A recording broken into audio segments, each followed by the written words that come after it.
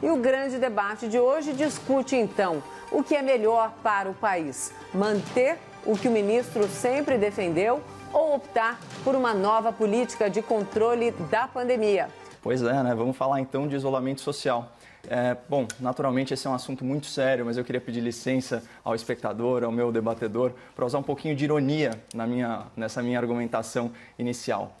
Quem acompanha a grande imprensa, né, e o seu elenco muito bem selecionado de especialistas só pode chegar a uma conclusão: o Brasil é presidido por um irresponsável que nega a ciência. Afinal, onde já se viu querer retomar a economia em plena pandemia? Que absurdo, né?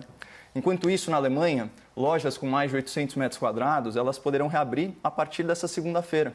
Essas lojas, obviamente, têm que estar equipadas com material de higiene pessoal e estruturadas para evitar filas. Gradualmente, a partir de 4 de maio, as crianças alemãs também voltarão para a escola. Será que isso se deve ao sucesso no controle da pandemia? Uma pergunta legítima? Não.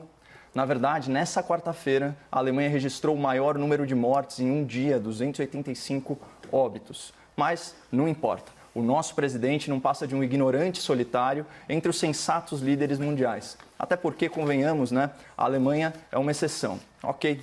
Vamos falar então dos dois países proporcionalmente mais afetados pela pandemia: Itália, Espanha. Somados, esses países já contabilizam mais de 40 mil vítimas fatais do novo coronavírus, uma tragédia. Por isso, as autoridades italianas elas são muito rigorosas e só autorizam a abertura de lojas que respeitem as seguintes precauções: disponibilizar álcool em gel para os clientes, usar máscara em local fechado e utilizar luvas descartáveis para manipular alimentos e esse tipo de coisa. Livrarias, lavanderias, conveniências e até loja de roupa, né, estão reabrindo desde terça-feira. E o mesmo vale para uma série de prestadoras de serviço, pequenas indústrias e comércio.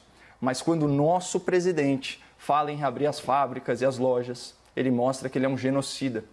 Enquanto isso, na capital da Espanha, 300 mil trabalhadores classificados como não essenciais já foram autorizados a voltar ao trabalho, inclusive profissionais da construção civil, o que é ótimo para os espanhóis, porque o FMI projetou uma queda de 8% no PIB deles em 2020 e eles sabem que empobrecer também mata, até num país rico.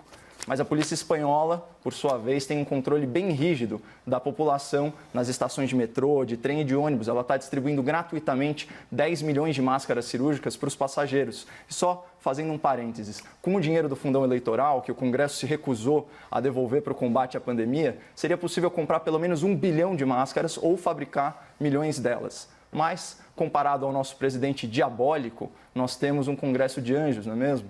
Bom, Noruega, Dinamarca, República Tcheca, Alemanha, Espanha, Itália, essas são todas nações desenvolvidas, com lideranças políticas respeitadas.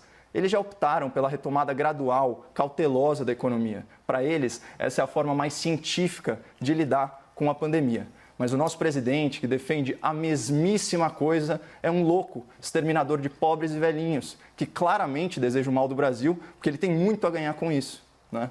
Então, só fechando meu raciocínio, precisa de muita ironia para suportar a desonestidade intelectual e a hipocrisia daqueles que se dizem defensores da ciência, mas que fecham os olhos para evidências científicas de que a recessão pode ser muito mais mortal que a pandemia. E isso tem que ser debatido com o seu devido protagonismo.